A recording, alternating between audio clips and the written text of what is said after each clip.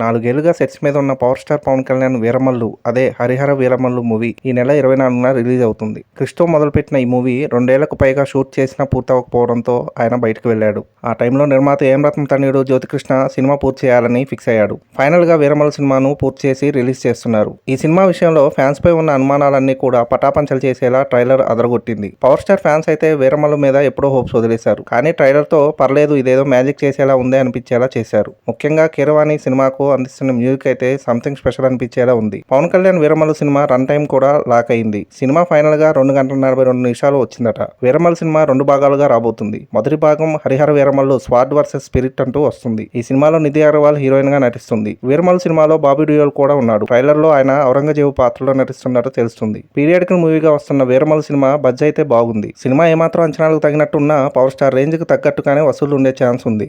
అసలే థియేటర్ల దగ్గర సందర్లేక దర్శక నిర్మాతలకు భయం ఏర్పడింది. అయితే పవర్ స్టార్ సినిమాతో మళ్ళీ థియేటర్ల దగ్గర పండగ వాతావరణం మొదలయ్యే ఛాన్స్ కనిపిస్తుంది. వీరమల్లు బాధ్యత అంతా కూడా పవన్ కళ్యాణ్ మీదే ఉంది. నిర్మాత ఏం రత్నం మాత్రం సినిమా సక్సెస్ మీద చాలా ధీమాగా ఉన్నారు. సినిమా ప్రమోషనల్ కంటెంట్ కూడా అందుకు తగినట్టుగానే ఉంది. Power star Pawan Kalyan Harihara Veeramallu cinema నిజంగానే అంచనాను అందుకుంటుందా లేదా అన్నది 24న పడే మొదటి ఆటతోనే అర్థమవుతుంది. అప్పటి వరకు వీరమల్లు ప్రమోషన్స్ చూసి ఎంజాయ్ చేయాల్సిందే. మరి మీరు కూడా హరిహర వీరమల్లు సినిమా కోసం ఎదురు చూస్తున్నారా?